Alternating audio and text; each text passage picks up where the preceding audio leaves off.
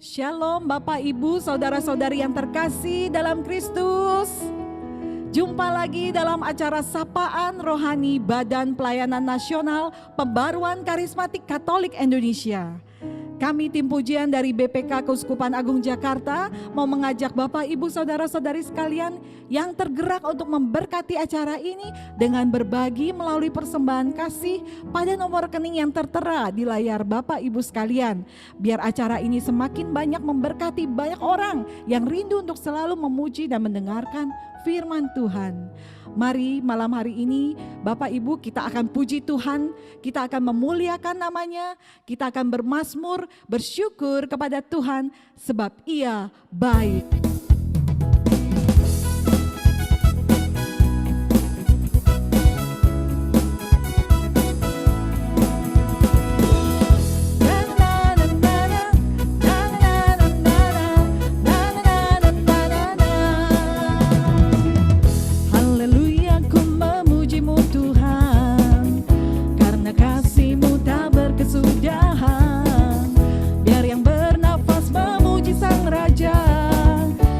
Atas gunung dan di dalam samudra, tanganku ku angkat padamu, mensyukuri rahmat yang kau beri. Kakiku melompat bagimu, sebab rahmatmu baru setiap hari. Bersyukurlah kepada Tuhan, sebab Ia baik, sebab Ia baik.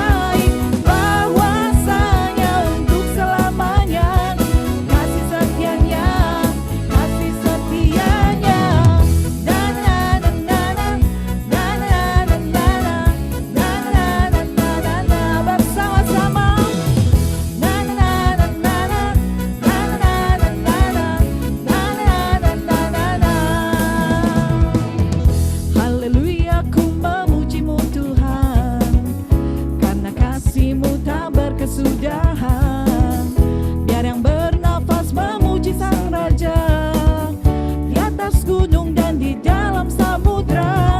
Tanganku ku angkat padamu, mensyukuri rahmat yang kau beri.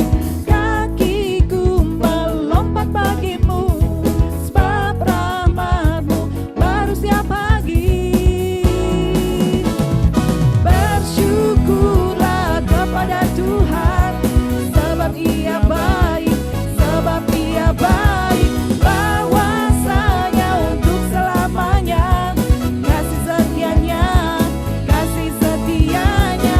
Bersyukurlah kepada Tuhan, sebab Ia baik, sebab Ia baik, bahwasanya untuk selamanya, kasih setianya.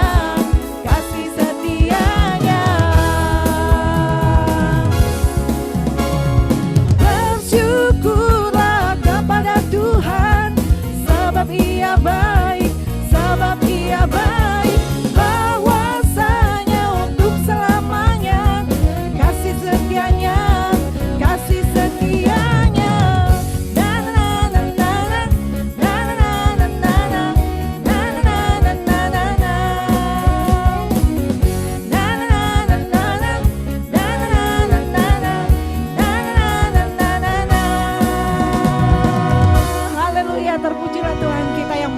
Dahsyat. Mari kita akan awali pertemuan kita malam hari ini dengan tanda iman kita. Dalam nama Bapa dan Putra dan Roh Kudus. Amin. Allah Bapa yang maha baik, kami bersyukur kepadamu. Kalau saat ini Tuhan Engkau hadir menyapa kami, Engkau mengundang kami untuk selalu bersekutu dengan Engkau. Kami rindu Tuhan untuk selalu ada dalam hadirat-Mu. Kami rindu kasih-Mu menyapa hati kami semua. Sebelum kami mendengarkan firman-Mu Tuhan, biarlah Kau izinkan kami untuk selalu meninggikan Engkau, menyembah Engkau. Sebab Engkau Tuhan layak menerima setiap puji dan sembah kami. Engkau layak ditinggikan. Dan biarlah penyembahan kami ini boleh menyenangkan hati-Mu. sebab berada di dalam hadirat-Mu, itulah yang kami rindukan.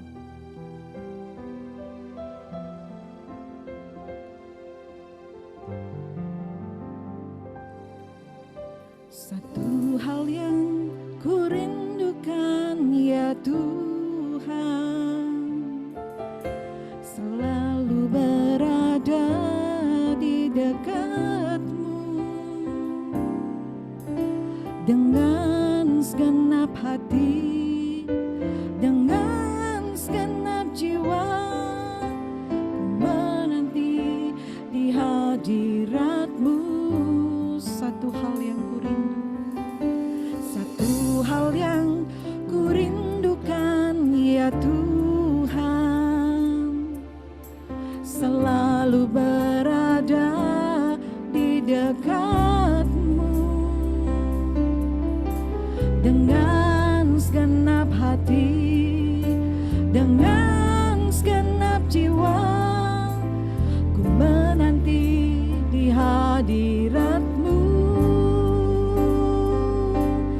Lebih dalam lagi ku rindu Kau Tuhan, lebih dari segala yang ada.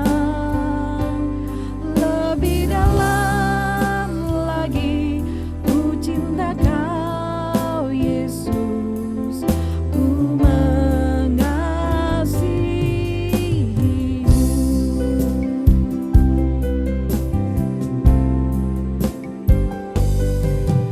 Satu hal yang ku rindukan ya Tuhan, selalu berada di dekat-Mu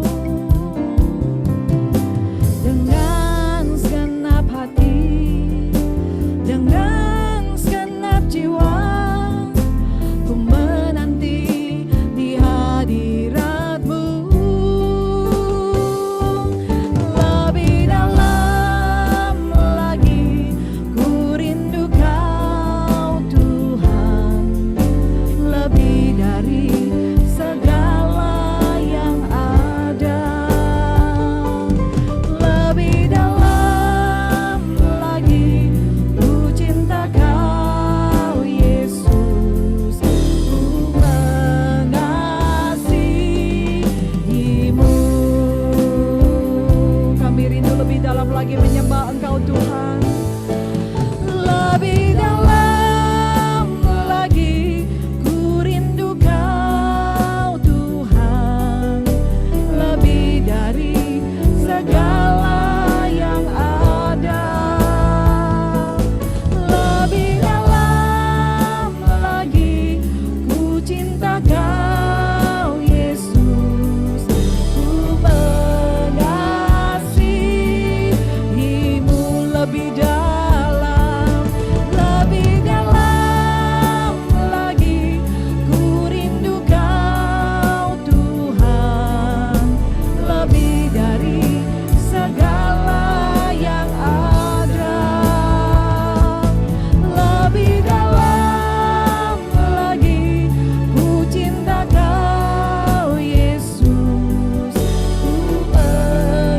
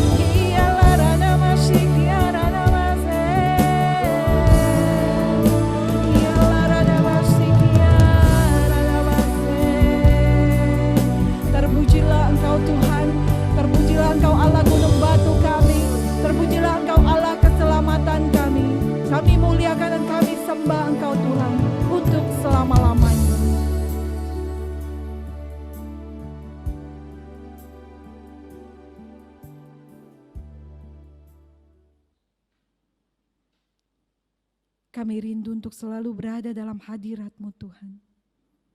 Puji dan sembah telah kami naikkan di hadapan-Mu.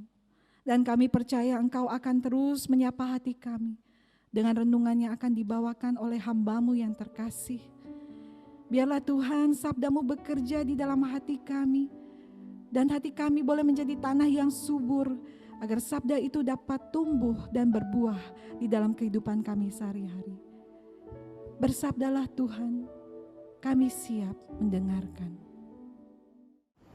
Saudara-saudari yang terkasih dalam Yesus Kristus, dalam sapaan BPN bulan Juli 2021 ini, saya diminta untuk memberikan renungan dengan judul Pembaruan Karismatik Katolik adalah arus rahmat bagi gereja Katolik. Dalam judul ini terkandung frasa arus rahmat. Itu berarti PKK adalah suatu arus. Inggrisnya pakai kata current. Arus itu harus mengalir. Tidak boleh diam, berhenti pada diri sendiri. Karena itu menjadi jelas bahwa PKK harus mengalir keluar, meresapi seluruh gereja, menjadi berkat bagi seluruh gereja. Arus listrik atau arus air baru berguna kalau benar-benar mengalir keluar dari dirinya sendiri. PKK oleh Kardinal Swanens dan kemudian diulang beberapa kali oleh Paus Fransiskus dan juga oleh Kardinal Raniero Cantalamessa digambarkan sebagai arus rahmat bagi gereja. Rahmat berarti anugerah cuma-cuma yang berasal dari Tuhan. Rahmat berarti sesuatu yang baik, yang berguna. Rahmat membawa keselamatan dan kebahagiaan, sukacita dan persatuan. Hanya dengan menjadi arus yang benar-benar mengalirkan rahmat-rahmat yang baik tadi, PKK layak disebut anugerah bagi gereja. Lalu kita perlu bertanya, apakah hal-hal baik yang dihayati oleh para penganut PKK dan yang mau disalurkan kepada seluruh gereja? Untuk menjawab pertanyaan itu, perkenankan saya mengutip saja apa yang dirumuskan dalam buku Pertumbuhan Hidup dalam Roh yang saat ini akan diterbitkan oleh BPN sebagai buku pegangan bagi para penganut PKK di Indonesia. Saat ini saya sedang membaca buku itu, maka perkenankan saya sekedar mengutip apa yang tertulis dalam buku itu.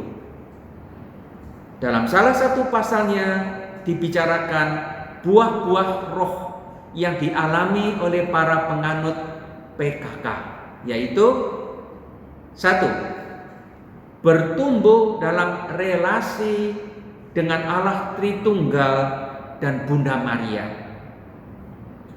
Jadi para penganut PKK merasa makin dekat dengan Allah Tritunggal dan makin mengenal dan menghormati Bunda Maria. Dan inilah ciri karismatik Katolik, tidak pernah meninggalkan Bunda Maria. Kedua, bertumbuh dalam penghayatan akan sakramen-sakramen, terutama sakramen Ekaristi dan sakramen tobat. Jadi, setiap orang yang terlibat dalam gerakan ini dan sungguh-sungguh menghayatinya tidak mungkin menjauh dari Ekaristi, malah semakin merindukannya dan makin merindukan sakramen tobat, sebab diterangi Roh Kudus, hidup di bawah bimbingan Roh Kudus, mau tidak mau membuat mereka sadar akan kedosaannya. Maka ciri orang yang digerakkan Roh Kudus adalah rendah hati, melihat dosa-dosanya, maka tidak bisa lain daripada terdorong untuk menerima sakramen pertobatan. Berikutnya, cirinya adalah bertumbuh dalam hidup doa dan firman Allah. Ini tidak hanya doa pribadi, tetapi juga yang dimaksud persekutuan doa, di mana mereka memuji Tuhan, menyembah Tuhan, mendengarkan firman, merenungkan firman Allah. Nah, dengan demikian mereka akan tumbuh sebagai orang Kristen dalam doa dan firman Allah. Berikutnya digambarkan bertumbuh dalam solidaritas dan kepekaan akan kebutuhan sesama. Nah, digerakkan oleh roh cinta kasih, mau tidak mau mereka akan peka, sensitif untuk melihat kebutuhan sesama. Maka salah satu buah dari gerakan karismatik yang benar adalah pelayanan untuk mereka yang berkekurangan, orang miskin yang membutuhkan bantuan kita. Seperti Yesus yang dipenuhi oleh Roh Kudus, diurapi oleh Roh Kudus, diutus oleh Tuhan mewartakan kepada orang-orang miskin dan sengsara. Meskipun orang kaya tidak dikucilkan, tetapi orang miskin dan sengsara menjadi pusat perhatian Yesus yang dipenuhi Roh Kudus. Berikutnya, bertumbuh dalam semangat untuk melayani. Saya kira ini kaitannya erat sekali dengan nomor 4 tadi. Jadi memang semangat untuk melayani akan tumbuh. Entah itu pelayanan di gereja, entah itu pelayanan dalam masyarakat, bakti sosial, dan seterusnya. Berikutnya dikatakan bertumbuh dalam buah-buah Roh Kudus. Nah, yang dimaksud adalah yang digambarkan oleh Santo Paulus dalam surat kepada jemaat di Galatia pasal 5 ayat 22 sampai 23, yaitu kasih, sukacita, damai sejahtera, kesabaran, kemurahan, kebaikan, kesetiaan, kelemah lembutan, dan penguasaan diri. Dan tentu masih ada sederet keutamaan lain yang muncul dari Roh Kudus, tetapi Santo Paulus tidak bermaksud memberikan daftar lengkap dari buah-buah Roh Kudus. Tapi Anda perlu memperhatikan apakah ada kasih. Apakah kasih makin tumbuh ketika mengikuti PKK? Apakah ada sukacita? Apakah ada damai? Apakah menjadi lebih sabar dan seterusnya? Itulah buah-buah Roh Kudus yang menjadi ciri pertumbuhan rohani para pengikut PKK. Berikutnya digambarkan juga bertumbuh dalam pengenalan akan karisma Roh Kudus. Saya kutip apa yang ditulis di situ. Umat Kristiani yang telah menerima pencurahan Roh Kudus seringkali mendapat karunia berbahasa roh. Seringkali, berarti tidak selalu. Karunia ini hanyalah salah satu saja dari berbagai karunia dan karisma Roh Kudus yang dapat kita peroleh. PDKK adalah komunitas yang menjadi sarana bagi karunia dan karisma Roh Kudus untuk bertumbuh dan berdaya guna bagi hidup kita. Nanti akan kita bahas lagi mengenai karismata ini. Berikutnya dikatakan dalam buku itu bertumbuh dalam kecintaan kepada gereja. Saya kutip lagi apa yang tertulis di situ. Dari sejak permulaan pembaharuan di dalam gereja Katolik pada tahun 1967, belum begitu lama, munculnya diilhami suatu kelepasan mendasar dan cinta kepada lembaga gereja dan kepada wakil-wakilnya yang berkualitas, Bapak Suci, para uskup, para imam. Jadi PKK tidak boleh lepas dari kesatuan dengan gereja. Kalau gerakan ini sungguh-sungguh digerakkan Roh Kudus, mau tidak mau PKK membuat para pengikutnya menjadi semakin menyatu dengan gereja, menghormati hierarki, menghormati ajaran gereja. Inilah yang digambarkan dalam buku Pertumbuhan Iman. Lalu yang terakhir saya kutip, bertumbuh dalam gairah untuk mewartakan Injil. Masa depan pembaruan terletak pada karya penginjilannya. Begitu menurut Kardinal Suenens dalam pertemuan para leaders di Roma pada tahun 1987. Saya masih ingat waktu itu saya masih berada di kota Roma waktu saya masih kuliah. Banyak umat Kristiani yang setelah bergabung dalam PDKK menjadi pewarta kabar baik melalui kesaksian hidupnya. Menarik, saya garis bawahi, melalui kesaksian hidupnya. Karena tidak semua punya karisma untuk mengajar, tidak semua mahir berbicara, bisa menjadi guru, menjadi katekis, menjadi pewarta, menjadi pengkhotbah, tidak. Tetapi pertama-tama mereka mewartakan Injil melalui kesaksian hidupnya. Begitulah apa yang digambarkan dalam buku yang akan terbit dari BPN. Akhirnya masih kelewatan satu, bertumbuh dalam kepemimpinan awam.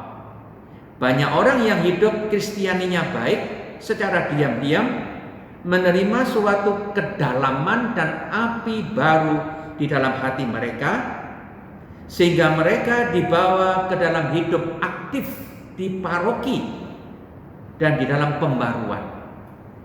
Jadi menegaskan apa yang tadi dikatakan di atas, cinta kepada gereja, di sini ditekankan bahwa mereka banyak yang menjadi pemimpin, tokoh-tokoh umat dalam paroki, terlibat dalam dewan paroki atau di dalam komisi atau di dalam seksi ini, seksi itu. Itulah buah Roh Kudus yang benar. Para saudara yang terkasih dalam Kristus, jika buah-buah rohani di atas tadi semakin dialami, dihayati oleh mereka yang terlibat dalam PKK, maka benar bahwa PKK adalah aliran rahmat bagi seluruh gereja. Saya ingin fokus sedikit pada karismata. Santo Paulus dalam 1 Korintus pasal 12 dan 14 banyak berbicara mengenai karismata, macam-macam karunia Roh Kudus sebagai karunia cuma-cuma yang dibagikan oleh Roh Kudus kepada umat Kristen. Kepada semua orang yang dibaptis, Roh Kudus membagikan karisma. Yang satu dapat karisma ini, yang lain mendapat karisma lain, tapi semua diberi untuk pembangunan gereja. Karismata bukan untuk diri sendiri. Karismata diberikan untuk orang lain, untuk pembangunan gereja. Saya kutip dari Korintus 12 ya, 1 Korintus pasal 12 ayat 7 sampai 9. Kepada tiap-tiap orang dikaruniakan penyataan roh untuk kepentingan bersama. Nah, untuk kepentingan bersama, bukan untuk kepentingan pribadi. Kepada yang seorang roh memberikan karunia untuk berkata-kata dengan hikmat, dan kepada yang lain roh yang sama memberikan karunia berkata-kata dengan pengetahuan. Kepada yang seorang roh yang sama memberikan iman, dan kepada yang lain ia memberikan karunia untuk menyembuhkan. Macam-macam karunia, tapi semuanya untuk membangun gereja. Maka kalau karismatik Katolik menghayati ajaran Paulus ini, menghayati karismata yang diterima sesuai dengan ajaran Paulus, benar PKK adalah arus rahmat bagi gereja. Para saudara yang terkasih, Kardinal Raniero Cantalamessa, seorang kapusin yang 2 tahun yang lalu memberi retret kepada para uskup di Bali, saya ikut. Beliau sudah begitu lanjut usianya, tetapi diangkat menjadi kardinal karena memang beliau dianggap ahli dan pengkhotbah Vatikan. Pada tanggal 8 Juni 2019, dalam peresmian Charis, beliau menegaskan bahwa ada 2 cara kerja Roh Kudus. Yang pertama, menguduskan atau menjadikan kita manusia baru, manusia yang kudus, yang berkenan kepada Allah. Dalam teologi Katolik ini istilahnya Roh Kudus memberikan rahmat pengudus. Orang yang berdosa berat kehilangan rahmat pengudus ini. Yang kedua, cara kerja Roh Kudus dalam diri kita adalah mengaruniakan karismata yang baru saja saya kutip dari surat Paulus tadi, demi pembangunan gereja. Kardinal Cantalamessa juga mengatakan, berbeda dengan agama-agama lain, agama Kristen tidak mulai dengan mewartakan kepada orang lain apa yang harus mereka lakukan untuk menyelamatkan diri mereka, melainkan mulai dengan mewartakan kepada orang lain apa yang telah dikerjakan Allah dalam diri mereka dalam Kristus untuk menyelamatkan mereka. Jadi agama Kristen adalah agama rahmat. Maksudnya kita mewartakan Injil bukan dengan menggurui, bukan dengan pertama-tama memberitahu orang lain apa yang harus kamu lakukan, apa yang harus kamu hindari, bukan.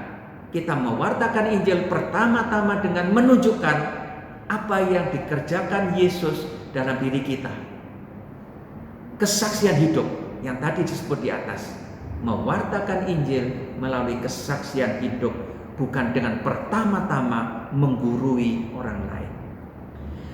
Beliau juga mengingatkan bahwa menurut Alkitab, pengalaman menunjukkan juga bahwa tanda yang paling pasti dari kehadiran Roh Kudus dalam diri seseorang bukanlah adanya karismata, melainkan adanya buah-buah Roh Kudus dalam hidup mereka. Dalam konvenda karismatik di Papua 2017 saya waktu itu hadir dan menekankan hal yang sama dengan cara yang berbeda. Pada waktu itu saya mengatakan, menurut kitab suci, kehadiran Roh Kudus tidak dikenal pertama-tama karena adanya gejala-gejala luar biasa, gejala-gejala spektakuler, misalnya resting in the spirit, berbahasa roh, mampu bernubuat, dan lain-lain. Bukan. Manifestasi Roh Kudus menurut kitab suci nampak dari kualitas rohani dan kualitas moral, yaitu buah-buah roh yang tadi kita dengar dari surat Paulus kepada jemaat di Galatia. Para saudara yang terkasih, Kardinal Cantalamessa juga melukiskan pembaruan hidup dalam roh sebagai hidup menurut hukum roh, hidup sebagai anak-anak Allah, dan hidup di bawah pimpinan Yesus Kristus. Lalu dia mengatakan, saya percaya pembaruan karismatik dapat dan untuk sebagian, atau saya bahasakan dalam batas-batas tertentu, sudah menjadi bantuan besar untuk membuat kebenaran-kebenaran iman yang agung beralih dari sekedar wacana menjadi penghayatan, dari sekedar dipikirkan di otak menjadi kenyataan. Ya, jadi pembaruan karismatik Katolik juga menjadikan Roh Kudus itu bergerak dari buku-buku teologi menjadi kenyataan yang konkret. Dengan demikian, PKK adalah arus rahmat bagi seluruh gereja. Menurut saya, untuk gampangnya, sebagai penutup, kalau PKK mau menjadi arus rahmat bagi seluruh gereja, pertama-tama para penganut karismatik harus hidup suci, hidup menurut Roh Kudus, hidup dipimpin oleh Yesus Kristus, hidup sebagai anak Allah, dan dengan kesuciannya dia menyumbang kesucian gereja. Sebaliknya, setiap anggota gereja yang berdosa mengurangi kesucian gereja, karena gereja itu bagaikan tubuh. Kalau ada sel yang rusak, ada bagian tubuh yang rusak, seluruh tubuh tentu akan mengalami kerugian. Karena itu, mari kita menjadi sel-sel yang baik, yang menyumbang kesucian seluruh gereja dengan cara menghayati hidup menurut Roh Kudus. Semoga dengan demikian lalu kita menjadi pewarta Injil, karena Roh Kudus kemudian melengkapi kita dengan karismata yang diperlukan untuk pembangunan gereja. Tetapi urutannya sekali lagi seperti ditekankan oleh Kardinal Cantalamessa, pertama-tama Roh Kudus itu memberikan rahmat pengudus, hidup suci dulu, baru kemudian menjadi pewarta bagi orang lain. Semoga demikian. Tuhan memberkati. Puji Tuhan, pewartaan Tuhan telah kita dengarkan. Bapak, Ibu, Saudara-saudari yang terkasih, jangan lupa selalu bergabung dengan acara Sapaan Rohani BPN yang hadir setiap hari Kamis dan Sabtu malam pukul 21 setiap minggunya. Kita percaya bahwa firman Tuhan yang kita dengar akan menjadi pelita bagi jalan kita dan terang bagi hidup kita. Ku kan terbang bersama dengan Tuhan. Haleluya.